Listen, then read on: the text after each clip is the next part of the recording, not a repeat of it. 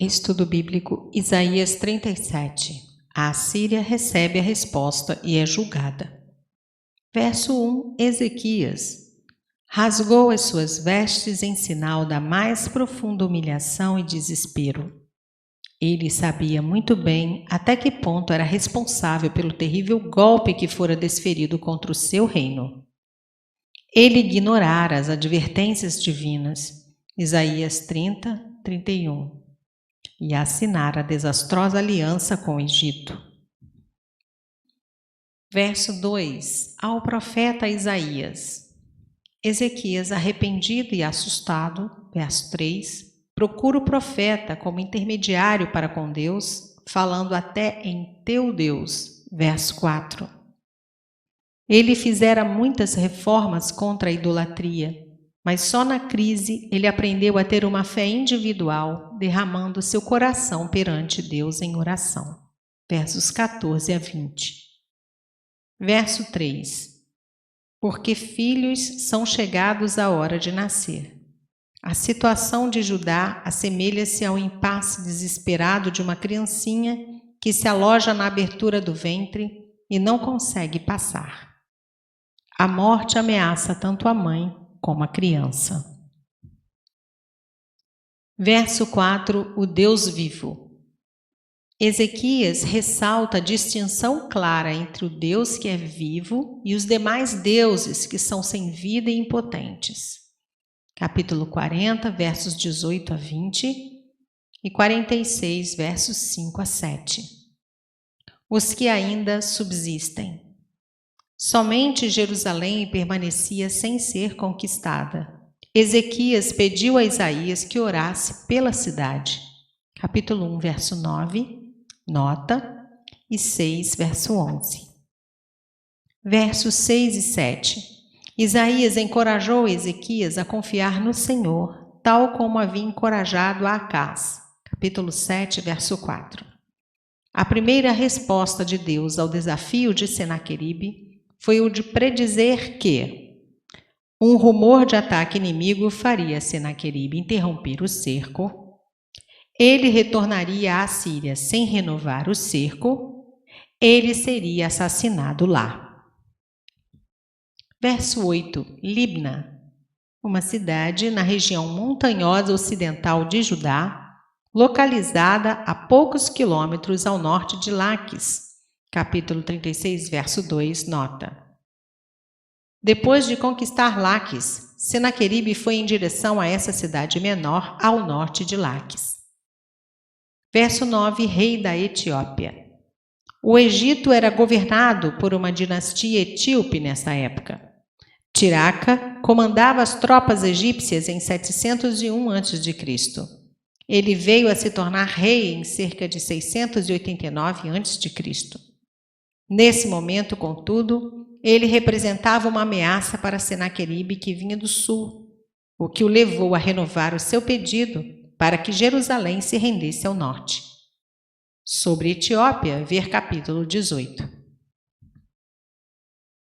Versos 10 e 11. Senaqueribe desafia a habilidade do Senhor em livrar Judá. Verso 4, nota. Versos 12 e 13. Senaqueribe afirma que seu Deus está com ele, porquanto o sucesso dos assírios na guerra remontava a várias gerações. Muitas cidades da Mesopotâmia foram anexadas à Síria. As cidades citadas em 37, verso 13, ficavam todas na Síria, ao norte de Damasco. Versos 14 e 15. Estendeu-a perante o Senhor. Uma parte importante nas orações é expor perante Deus o conteúdo daquilo que nos preocupa. Tão profunda era a preocupação do rei e a sua tristeza diante do insulto feito ao Senhor Deus, que ele dispensou qualquer mediação profética e foi diretamente a Deus. Capítulo 38, verso 2. Verso 16. Tu somente és o Deus de todos os reinos. Ezequias atribuiu divindade somente ao Senhor. Capítulo 44, verso 8, 45, versos 5, 6, 14 e 22 e 46, verso 9. Reinos. Ver nota em 13, verso 4. Fizeste os céus e a terra. Há uma ênfase distinta nas profecias de Isaías sobre o Senhor como Criador soberano e absoluto de todos. Capítulo 27, versos 10 e 11, 42, verso 5, 45, versos 12 e 18. Verso 17. Inclina os ouvidos e ouve. Diferente dos deuses de outras nações, Salmo 115, 4 a 7, o Senhor vê, ouve e age. Verso 18. Assolaram, ressecar, tornar deserto, causar uma seca. Quando Isaías usa esta palavra com referência a povos, tem sentido especial de assolar. Capítulo 60, verso 12. Essa expressão é usada só por Isaías e ocorre em ambas as metades do seu livro. Verso 19. Ezequias compreendia claramente a diferença entre divindades inventadas pela imaginação humana em aliança com poderes do inferno e apresentadas na forma de ídolos fabricados e o Deus verdadeiro que se revelou ao seu povo. Ele remiu Israel da escravidão do Egito e guiou-o espiritualmente até então. Não fica, pois, de pé a teoria dos peritos em religiões comparadas de que os judeus daquela época eram enoteístas, isto é, que adoravam um Deus que ficava em pé de igualdade com os deuses dos outros povos, tendo assim cada nação seu ídolo nacional. Ezequias não caiu no erro de Rabsaqué. Capítulo 36, versos 18 a 20. Verso 20. Ezequias fundamentou seu pedido sobre a necessidade de vindicação da glória de Deus. Daniel 9, 16 a 19.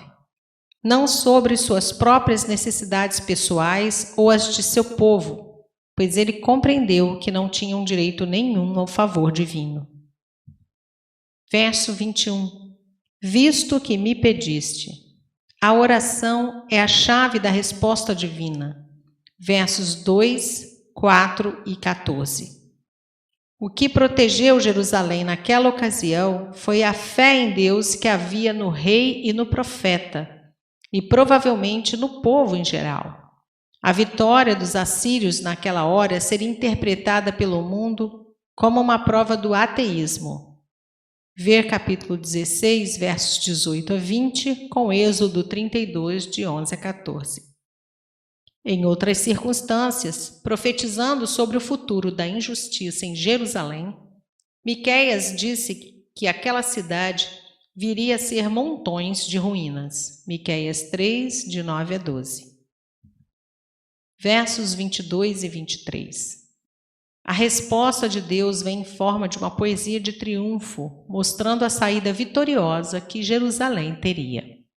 Jerusalém, descrita como a virgem indefesa diante de um suposto deflorador, é quem riria por último e não Senaqueribe.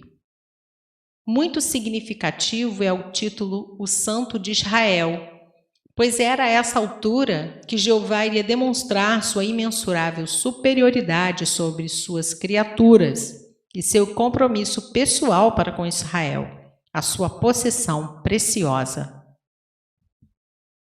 Versos 24 e 25. Esses versículos citam uma canção de marcha dos assírios. Isto quer dizer que a resposta de Deus corresponde à altura, à situação crítica e ao desafio lançado contra sua pessoa. É só no hebraico que se percebe bem o ritmo poético da canção. Os cedros e ciprestes do Líbano eram madeiras de primeira escolha para os madeireiros cortarem. Os assírios julgavam derrubar as maiores nações, incluindo o povo que Deus escolhera de maneira especial. Versos 26 a 29. Depois de se citar o desafio dos assírios, a resposta profética continua na mesma forma lírica por mais 4 versículos. Versos 26 a 28. Como era passageiro o orgulho da Assíria, pois seus exércitos foram vitoriosos até então, apenas pela ordenação do próprio Deus que ela desafiara. A Assíria era apenas um instrumento para que Deus realizasse seus planos. Capítulo 10, versos 5 a 19, Salmo 37, versos 1 e 2, Miqueias 4, versos 11 e 13. Verso 29, anzol. Uma ilustração tirada do costume de se levar bois por um anzol no nariz. Senaqueribe seria guiado e forçado a movimentar-se dentro dos propósitos de Deus, e apesar da sua jactância, ele retornaria para casa. Verso 30, sinal. Esse seria um sinal confirmatório da autoridade divina, de que o Senhor havia previsto todas as circunstâncias da salvação de Jerusalém das mãos dos assírios, e que comunicou como seria. Capítulo 10, versos 5 a 15. Sinal: os 2 anos durante os quais foram sustentados pelo crescimento espontâneo de suas plantações, também foram os 2 anos durante os quais Senaqueribe as devastou. Capítulo 32, verso 10. Ele partiu imediatamente depois da libertação, capítulo 37, verso 37, de maneira que no 3º ano as pessoas que haviam ficado poderiam cultivar a terra novamente.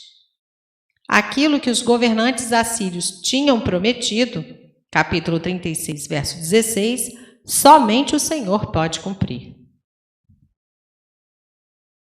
Versos 31 e 32. Deus assegurou que os refugiados presos por trás das muralhas de Jerusalém se espalhariam e estabeleceriam suas cidades e vilas durante os 113 anos de intervalo antes da queda de Jerusalém para os caldeus. Esses acontecimentos também se referem à promessa divina de restaurar a sua vinha. Capítulo 27, verso 6, nota. Essa restauração começou em 701 a.C. e ainda continua, enquanto todos quantos estão em Jesus Cristo estão sendo enxertados e tornando-se parte da vinha de Deus. João 15, versos 1 a 8. Verso 33. Dessa promessa, dada para uma circunstância específica, verso 21, os judeus derivavam uma doutrina da invulnerabilidade de Jerusalém, a ponto de imaginarem que Deus, a quem eram desobedientes, um século mais tarde, seria forçado a garantir sua prosperidade e segurança nacional em todo o tempo. Por conta disso, não deram ouvidos às palavras dos profetas, as quais contradiziam essa promessa. Capítulo 7, versos 1 a 15, Jeremias 26, de 1 a 6. Verso 35. A base do livramento divino para Jerusalém não era mérito daquela geração, mas antes das suas promessas feitas na aliança com Davi. Capítulo 8, versos 8, 10 e 2 Samuel 7, 16. Verso 36, o anjo do Senhor.